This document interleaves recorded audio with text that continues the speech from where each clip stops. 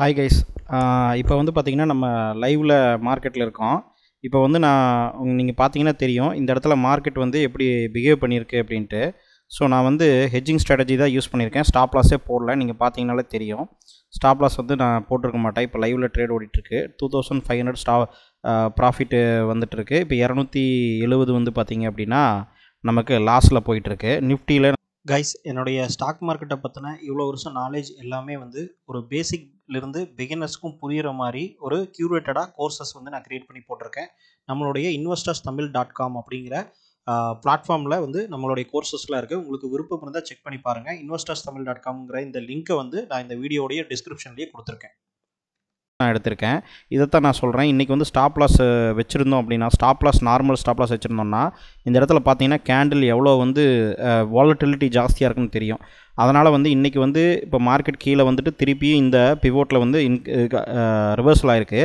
ஆனால் அந்த பிவோட்டுங்கிறது முக்கியம் கிடையாது. அனலைசஸ் நீங்கள் எப்படி வேணாலும் பண்ணலாம். நிறைய டைப்பில் பண்ணலாம். பிவோட் இல்லாமையும் பண்ணலாம்.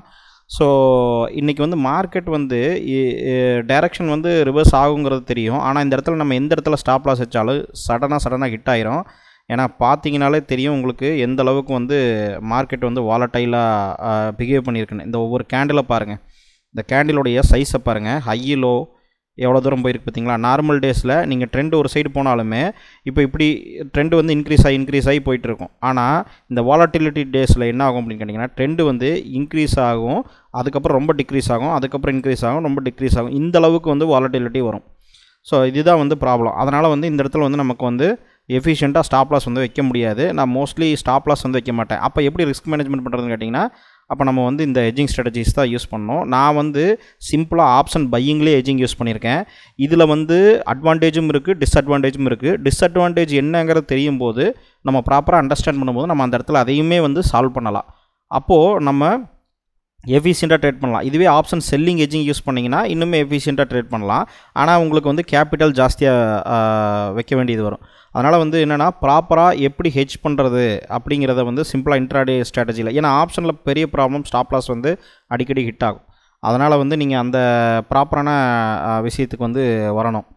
ஸோ இப்போ வந்து இந்த விஷயத்தை தான் நம்ம வந்து இந்த இடத்துல நம்ம பார்க்க போகிறோம். ஸோ இப்போ வந்து பார்த்திங்கன்னா கால் ஆப்ஷன்லேயும் ஒன்று இருக்குது, புட் ஆப்ஷன்லேயும் ஒன்று இருக்குது. பையிங்கு ரெண்டுமே ஆப்ஷன் பையிங் தான், பார்த்தீங்கனாலே தெரியும்.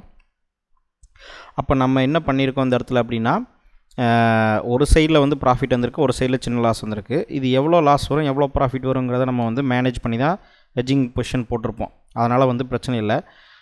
ஸோ இப்படி தான் வந்து நம்ம வந்து ஹெட்ஜிங் வந்து பண்ணுறோம். இது டீட்டெயில்டாக சொல்லணும். அந்த டீட்டெயில்டு கோர்ஸ் வீடியோ வந்து பார்த்திங்கன்னா ஆல்ரெடி நீங்கள் பார்த்துட்ருப்பீங்க.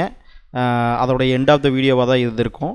அப்படி இல்லை அப்படின்னா நீங்கள் வந்து அந்த கோர்ஸை வந்து எக்ஸ்பெக்ட் பண்ணலாம்.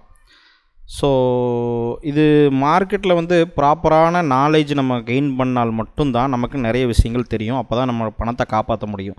நீங்கள் பணம் சம்பாதிக்கிறத விடவுமே போட்ட பணத்தை காப்பாற்றுறதுக்கு உண்டான ஸ்ட்ராட்டஜி உங்களுக்கு வந்து ப்ராப்பராக அண்டர்ஸ்டாண்டிங் இல்லை அப்படின்னா நீங்கள் வந்து சம்பாதிக்கிறதும் வந்து முடியாது. அதனால் வந்து அந்த பார்ட்டை வந்து நீங்கள் அண்டர்ஸ்டாண்ட் பண்ணணும். இப்போ வந்து பார்த்திங்கன்னா ஒரு வேளை மார்க்கெட் வந்து கீழே போயிருந்தது அப்படின்னா என்ன ஆயிருக்கும் அப்படின்னா, இந்த சைடில் நமக்கு ப்ராஃபிட் வந்திருக்கும், இந்த சைடில் நமக்கு லாஸ் வந்திருக்கும்.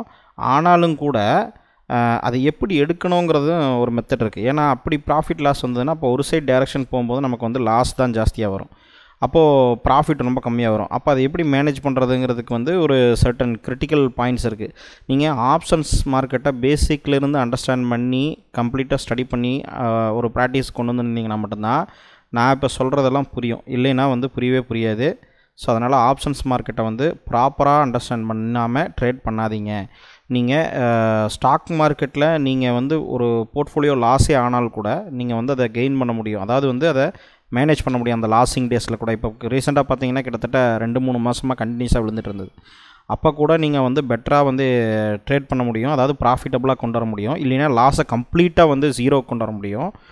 உங்கள் போர்ட்ஃபோலியோ லாஸ் ஆகிருந்தால் கூட அதெல்லாம் நீங்கள் ப்ராப்பராக ஆப்ஷன்ஸ் மார்க்கெட்டை அண்டர்ஸ்டாண்ட் பண்ணியிருந்தால் மட்டும்தான் முடியும். அதனால தான் நான் சொல்கிறேன் என்னென்னா, ஸ்டாக் மார்க்கெட் அப்படின்னு எடுத்துக்கிட்டிங்கன்னா டெரிவேட்டிவ்ஸ்னு இருக்குது, நம்ம வந்து ரியல் அசட் இருக்குது. அதாவது வந்து ஸ்டாக்ஸு, பாண்ட்ஸு.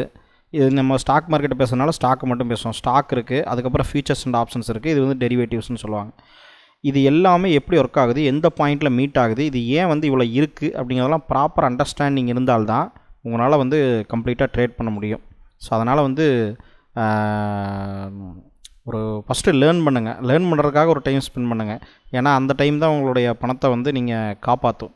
ஸோ ஃபஸ்ட்டு வந்து பணத்தை எப்படி லாஸ் பண்ணாமல் இருக்கணும், எப்படி வந்து எவ்வளோ நான் லட்சம் போட்டாலும் சரிங்க, மார்க்கெட்டில் வந்து நான் லாஸ்லாம் பண்ண மாட்டேன். ப்ராஃபிட்டு எடுக்கிறதுங்கிறது ரெண்டாவது விஷயம். ஆனால் நான் அவ்வளோ சீக்கிரம் என்னோடய பணத்தெல்லாம் லாஸ் பண்ணவே முடியாது, என்னுடைய ட்ரேடிங் ஸ்கில் ப்ளஸ் ஸ்ட்ராட்டஜிஸ் அப்படி இருக்குது அப்படிங்கிற அந்த பாயிண்டில் வந்து நீங்கள் நின்னீங்கனால் மட்டும்தான் நீங்கள் வந்து ஸ்டாக் மார்க்கெட்டை பண்ண முடியும். அதுக்கு வந்து ப்ராப்பராக நாலேஜை கெயின் பண்ணணும்.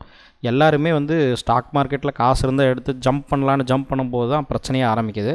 அதனால் வந்து நீங்கள் அந்த விஷயத்தில் ப்ராப்பராக இருந்தீங்கனாலே நீங்கள் ஸ்டாக் மார்க்கெட்டை ஃபஸ்ட்டு நீங்கள் பண்ணுறதுக்கு உண்டான முதல் தகுதியை வந்து வந்திருக்கீங்கன்னு அர்த்தம். காசு இருக்குது அப்படிங்கிறக்காக ஏதோ ஒரு ஸ்டாக்கை வாங்கினீங்க, எதுவும் புரியாமல் மேலே போகும்னு நினச்சி நம்பிக்கையில் பண்ணீங்க அப்படின்னா அப்புறம் லாஸ் தான் ஆகும். ஸோ அதை நீங்கள் வந்து ப்ராப்பராக அண்டர்ஸ்டாண்ட் பண்ணிக்கணும். ஸோ நெக்ஸ்ட் வீடியோவில் வந்து நம்ம இன்ஃபர்மேட்டிவான விஷயங்களை வந்து சொல்கிறேன்.